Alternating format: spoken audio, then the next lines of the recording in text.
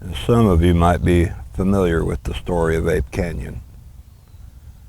Ape Canyon is a narrow gorge in Washington state that sits just outside of Mount St. Helens. For those of you that aren't familiar with the tale, I'll give you just a brief rundown so you'll have a better understanding what we're talking about. But it was a hot summer night in July of 1924 that a small cabin housing a group of miners came under attack by a gang of wild ape men. The 5 miners, all of whom survived the incident and seemed convinced of its facts, were asleep when the attack started. Seemingly out of nowhere, the cabin that they had hand-built had began being bombarded by huge stones being thrown by these mountain devils coming from all different sides.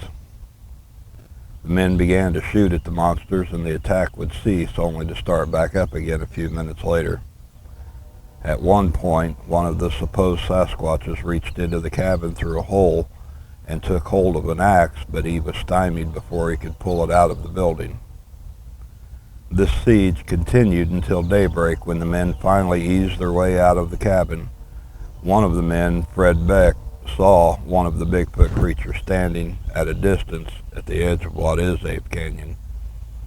Beck took his rifle and fired on the creature, supposedly watching it tumble off into the gorge. Beck would go on to write a book about their experience that night, speculating that these ape men were in fact extra-dimensional beings. Mm-hmm. Now I want you to let that sink in and absorb that for just a minute. These are miners in 1924, far before New Age concepts, before a lot of the understanding and knowledge that we have scientifically today of quantum physics and quantum realities. Right. And his thought process after that encounter, these were extra-dimensional beings. And it makes you wonder, did they give him the thought to explain themselves?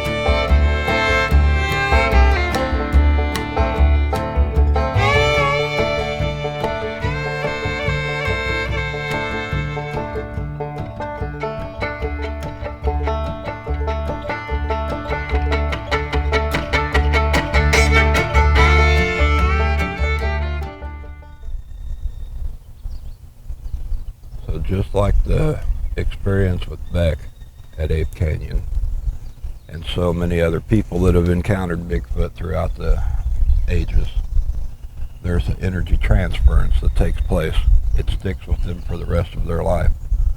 Some are, vocal about it and they share their experience with others. Other people that can't quite rationalize it, they'll keep it to themselves to the grave.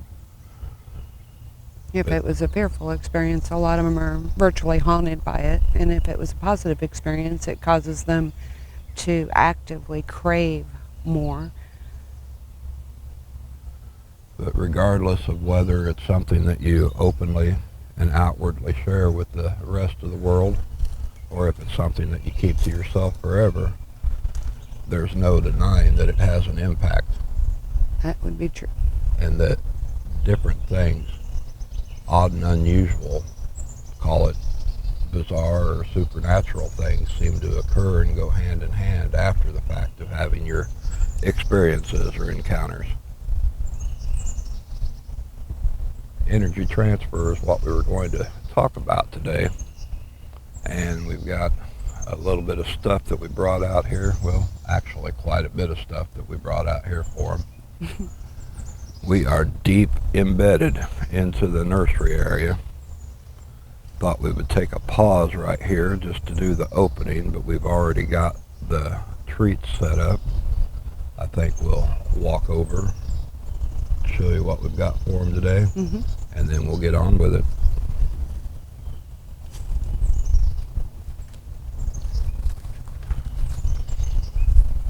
I want you to look at this big pine tree right here in front of me because we're going to come back to it in just a little bit. Yeah.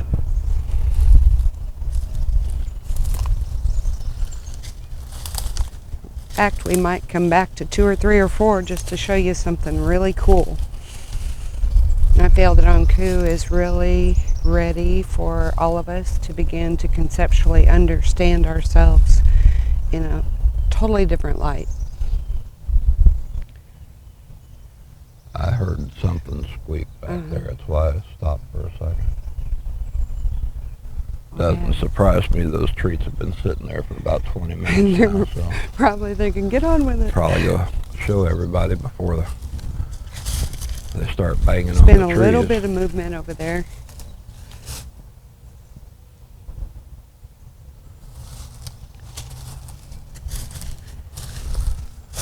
But on a different note, as we walk our way over here, past couple of weeks have been a little bit rough for both of us, trying to shake a bad chest cold. And trying to make any kind of videos where we talk would be futile. 30 seconds and then it would be a 2-minute long crouping and coughing fit. But I think we've about got it knocked out. Seems like every year around springtime when the pollen kicks up, I at least get a really bad chest cold, and hopefully I've got my quota in for the year. Well, and I think we run in cycles, and as we're kind of progressively changing and growing, our body sometimes has a little energetic weakness because so much energy is going to other things for all of us. Now we are on the backside of the mound and Sobe's log, and there's that little pillow that's been out here for a while now. And it's actually moved, if I'm not mistaken. Well, it's there, and it used to be over here by this tree at the base of this one. And there's a real big flat spot right there by it. I'm not touching it.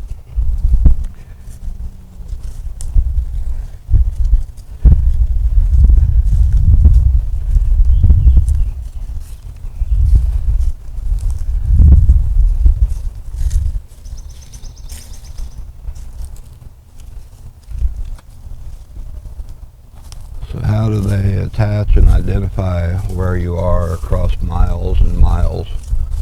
You know, is it similar to a bloodhound that can pick up a trail days and weeks after the fact, just on minute little skin particles that can follow a scent? Anku speaks of energetic signature, that we each and every one have a specific energetic signature. And sometimes, let's say we're close to someone, or we have bonded with individuals, or, you know, Could be friends, could be family. Sometimes that energy becomes similar, but it will never be identical. But just like your DNA, everyone has their own Correct. unique He said energy correct. signature, their own unique coding. He said that's the perfect way to look at energy, is very much like your DNA in that each individual has a sequential combination of elements. Trying to see if he's saying anything else. But essentially that. All right, so before we get too in-depth into this, let's show them the spread we've got for the boys and girls and youngsters out here today. And we have got it going on. They've got it going on. Man, oh man. We were running a little behind, so we felt like we would bring a little extra. I guess we'll just start here and work our way down the buffet. We've got some multigrain strawberry fruit bars. Mm-hmm. Made some peanut butter, banana, and maple syrup sandwiches. I just heard something. Sounds good to me. I'd eat it, definitely. Those are some refried beans with bacon, moon pies. Wanted to try this, so I grabbed a can and brought it out here. Boiled peanuts. To me, they taste like mashed potatoes. Like salty mashed potatoes. Cracker Jacks, peanut butter, sunflower seeds. That is a big jug of fresh goat's milk to wash all this down if one of them are so inclined to. Got some peanut butter filled pretzels, apples.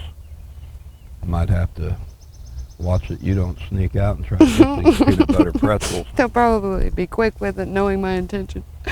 Some more of the refried beans with bacon. A little bit of jelly beans, moon pies, Vienna sausages, more apples, sardines sitting on top of one of those peanut butter banana sandwiches. Some boiled eggs, Reese's cups, more of the moon pies, fruit bars, and peanut butter pretzels. The only thing that's, well, there's popcorn down here. That it just repeat and repeat all the way down the log. There's a mango. Isn't that a story somewhere? Pete and repeat sitting on a log? Yes. Oh, there you go, Pete and repeat. Mm. And down by the popcorn is a bag of grains, Corn. like whole grains, natural grains and stuff. Maybe they need a little fiber. I'm sure it won't hurt. They didn't seem to mind. Mango, plum, some other things there. Yeah. They were a little funny with hard beans that weren't cooked, so we started cooking them. So that's just got all kinds of grains and different grains and stuff, organic grains in it. Imagine beans would get kind of pasty. I don't know. I've never really made a steady diet of raw beans. I hope you don't either, because I have to share close space with you. Yeah. Excuse me, but I need to cough again.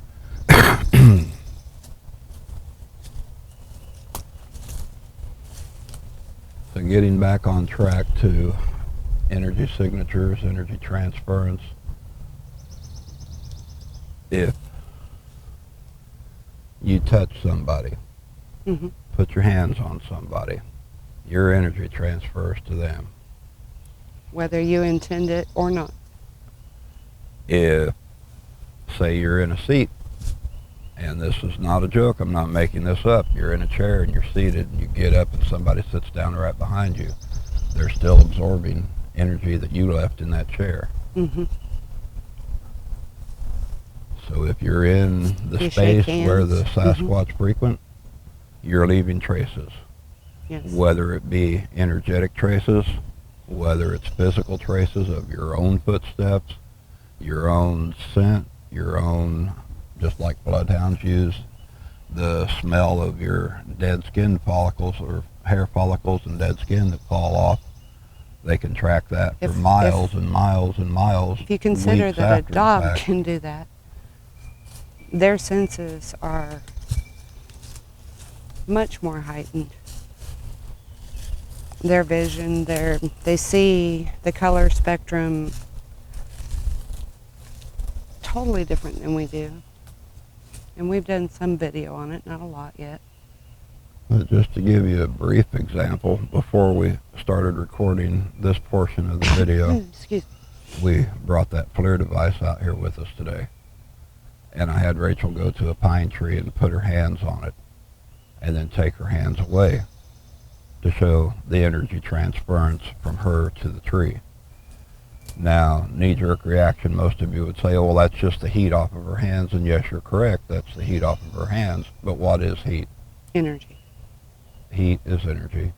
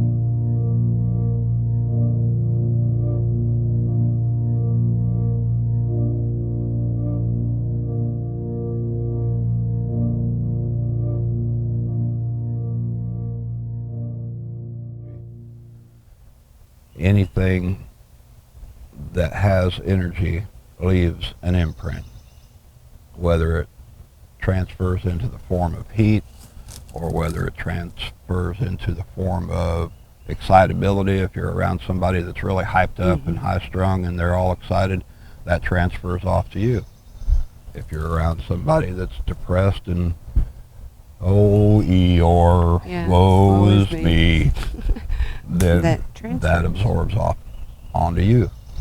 You know, and the biggest challenge I think for all of us is creating new habits and becoming more cognizant of the effect that we have on everything in our space, and that everything has the ability to not only give us energy but to receive energy from us. So kind of maybe a little opportunity to open our brains up and see a bigger picture about purpose and point and cognizance as to what we're sharing. You know, just as we have said from the very beginning of all of this, if you come out into the Bigfoot woods and you're looking for sign, looking for footprints, looking for your own encounters, and you're coming out of a sense of fear, if you're afraid of every little mouse that squeaks under a log, or let's say on the other spectrum of that, you have hunt them up, cage them up, put them on a specimen slab mentality. That energy that you're putting out is the energy that you're going to get back from them. Mm-hmm. And the thing is what we're going to show you is physical, raw, heat signature energy. But what Anku impresses is that beneath that are layers of the intentional energy, the emotional and mental energy also, that we in our eye, probably most people cannot see. So it doesn't mean that some can't see it. Yeah, and I don't care if you're as redneck as the day is long, don't ever make fun of tree huggers because they're actually putting their good energy into that tree. It stays there residually forever. I want this one. You want that one? I want this one. All right, well, hand me that little FLIR, and we're going to record it with Really, this. I want them all, but Record it this with one this speaks. camera, and record it with the other. So we're going to show it before. And I'm willing to do every tree out here if it, shows what we all need. All right, you're good to go, so walk up to it and lay hands. I promise you this will work for you too. This is not just about me. Okay. So what I'm mentally thinking also, just to make it a dual purpose, crow, just to make it dual purpose, is I am issuing what I call love to the tree. If I'm going to touch it, I might as well, right?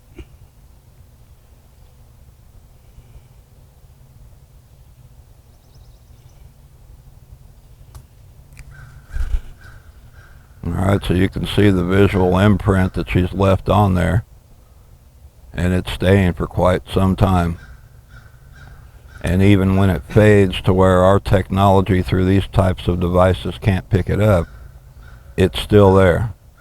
And if I were to do that longer, it would probably stay longer. But even a simple handshake, whether that's with an individual or with a tree or anything else, is going to create that same effect. So let it be a good one. So how do they find you in the dark? Same way. Mm-hmm. That combined with the senses of smell, their phenomenal hearing, everything else. If they want to be near you, they're going to be near you. If they want to be away from you, they're going to be away from you. Mm-hmm. You know what I wanted to do, and I didn't think of it until after we got out in the woods, Mm-hmm. because we have been so adverse to hanging any more game trail Right. cameras up. I wanted to just strap one on a tree wall where we were standing there filming it, and then show the FLIR on it just to see if it put out any type of signature. Well, I feel like that would be okay. The other Well, I'm thing, not going to leave it there. I just want to hang Yeah. it there long enough to. the other thing that I think is important to understand about these game trail cameras is the way that Anku was sharing it with me. The camera in and by itself is really not an issue because they can avoid a camera, no problem. What it is it emits a vibration that would be similar to the way that we perceive, well, in the same way that we blow a dog whistle and we can't hear it but the dog can. It physically causes like a barrier or some energetic, I don't know if it's painful, but it's very I'm getting a visual uncomfortable. of fingernails on the chalkboard. Yeah, it's very uncomfortable to them. And so their aversion to it primarily is that signal that it's constantly emitting because it's trying to pick up something, say within 60 feet of it or whatever its range is. So even if they're not in that range, they're still subject to the effects of it, and they don't like it. It's not really about, the pictures. Well, it even- looks like there's a wrapper Yeah. we need to collect up. Brought them a ways.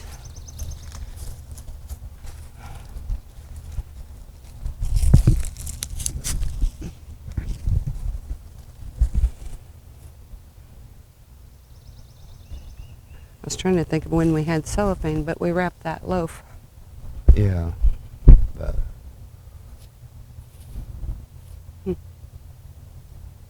Somebody snagged it and ran off with it.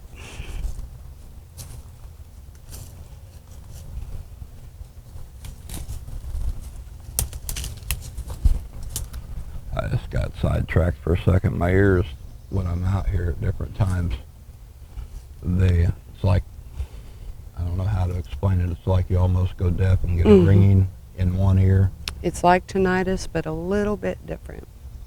but it happens frequently out here. Uh-huh. Usually it's followed by we see something or realize something right after the fact. So keeping an eye out.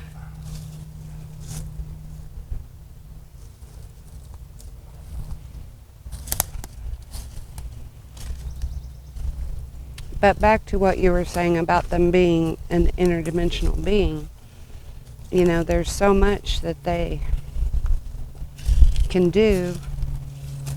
And even in the nature of who they are, you know, we've talked about their hair being very reflective, and it is, to the light, to the dark, to the color.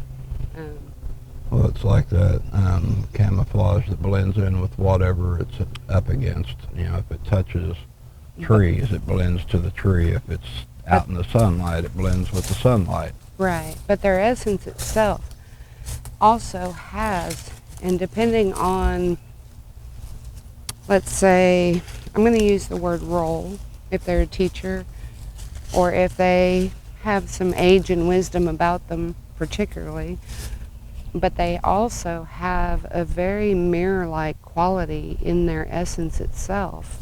I mean, way beyond their hair. Their hair is just an extension, so to speak, of who they are. It's the physical part of that reflectiveness. There's that blue ball.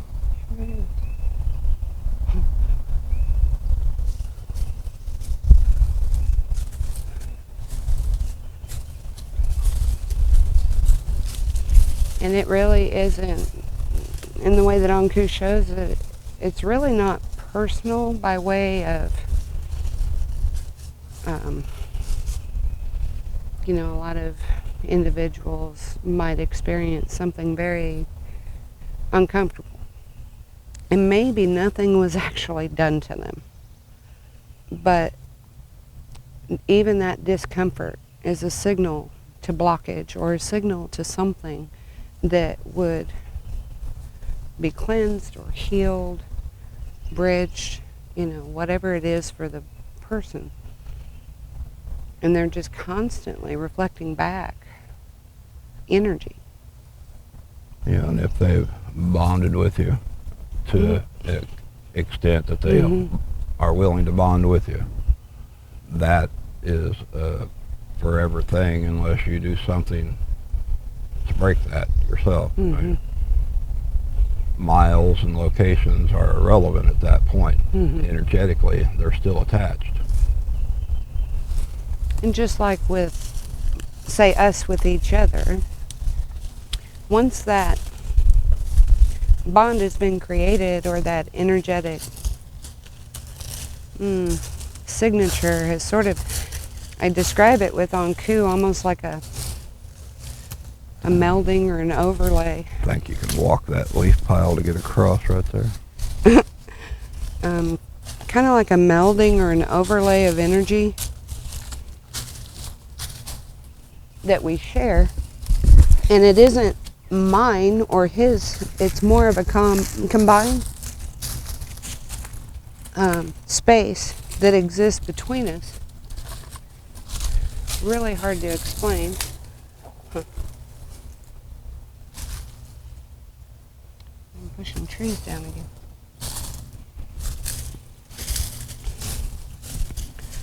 But in that, he can immediately not only pick up on thought, sometimes he's answering questions before they've been asked. With their crushed peanut butter jar. Excuse me. But they can immediately pick up on those thoughts, and often how we're physically feeling.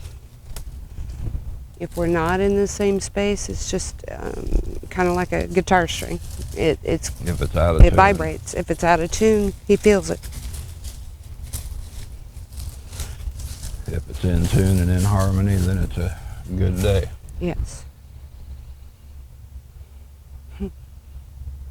Well, this is such an in-depth topic that I think what we need to do is pick it up again on another video. And it's long overdue that you put one together. Yes. I think we can get really deep and in a lot of different angles and thoughts about it. I have no doubt. But I think we're going to leave this one with you here today. I just wanted to bring that up to you, give you a little food for thought today. It's midday right now, so most of them are laid up until till evening time. We appreciate you tagging along, and we'll see you next time further down the trail. Thank you. Bye.